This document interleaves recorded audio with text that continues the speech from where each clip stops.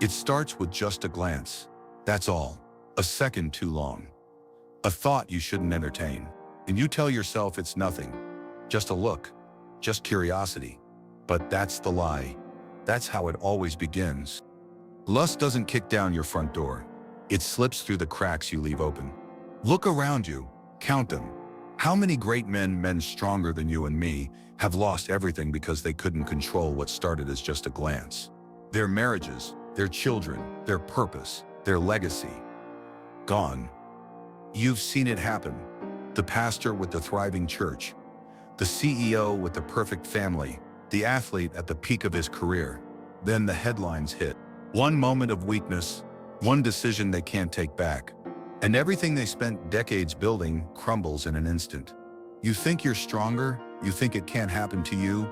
That's pride talking. And pride comes before the fall. God didn't create women as objects for your pleasure. He created her to be cherished, to be honored, to stand beside you in the battles of life. A helper, a nurturer, your partner in purpose. But when lust takes root, you go blind. Blind to her soul, blind to her worth, blind to everything God designed her to be. And what happens to a blind man? He stumbles, he falls, he destroys what he can't see. Proverbs warns us, can a man scoop fire into his lap without his clothes being burned?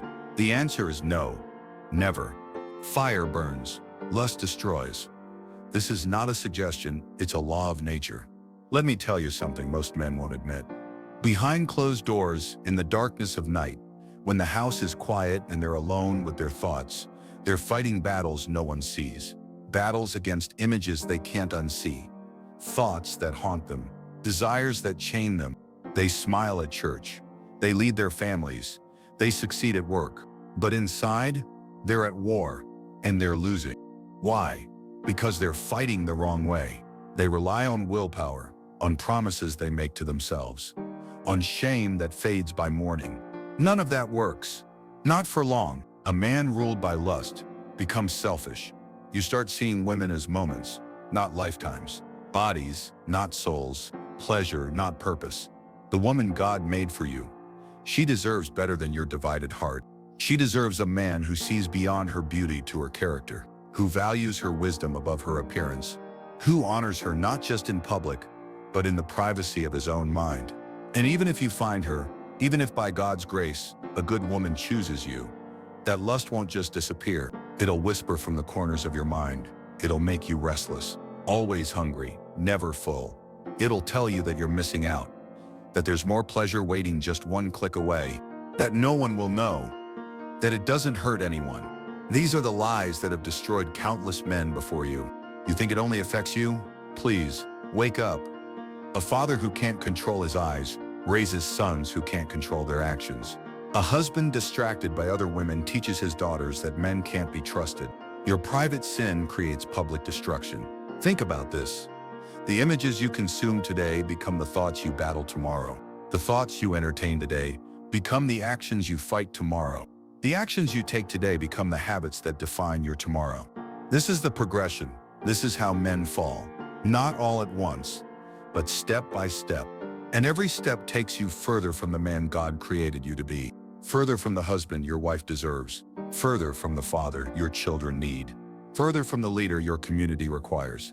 So how do you kill it? How do you break free? First, you starve it. Stop scrolling through that poison. It's bait. Digital chains designed to keep you locked in a prison of your own making. Delete the apps that tempt you. Install blockers on your devices. Small actions, but they create distance between you and destruction. James 4:7 tells us to submit yourselves to God. Resist the devil, and he will flee from you. But you can't resist what you keep inviting in. Second, feed your faith instead. Your mind becomes what it consumes. Garbage in, garbage out. Fill the void with something stronger. Sermons, testimonies, wisdom that builds you up instead of tearing you down. Start your day with scripture, not social media. End your night in prayer, not browsing. Replace the voices that stir your lust with voices that strengthen your spirit. This isn't just religious talk. This is warfare. This is how battles are won, by changing what feeds your mind. Third, start living, man. Your life is empty, so you fill it with cheap dopamine. Get up, Move, train your body, develop your skills, chase your purpose. A man on a mission doesn't have time to waste on lust. When you're truly alive, you stop craving death. I'm talking about physical discipline. Get to the gym, push your body, build strength that demands your energy and focus. I'm talking about mental discipline. Read books that challenge you, learn skills that stretch you, develop talents that God placed within you. I'm talking about spiritual discipline. Pray with intention, fast with purpose, serve with compassion. A weak man falls to temptation. A strong man, body, mind, and spirit, stands firm. Fourth, find brothers who will hold you accountable. Not just friends who tolerate your weakness. Not buddies who struggle with the same sins. Find men who are winning their battles. Men who won't let you settle. Men who will call you higher. Proverbs tells us that iron sharpens iron. You need men in your life who will sharpen you, not dull you. Fifth, guard your eyes like they're the gates to your soul. Lust enters through sight. Win the battle there, you win everywhere else. Listen, I know the struggle. I know how it feels to be trapped in this cycle. The momentary pleasure, the crushing shame after, the promises you make to stop, the inevitable return to the same patterns.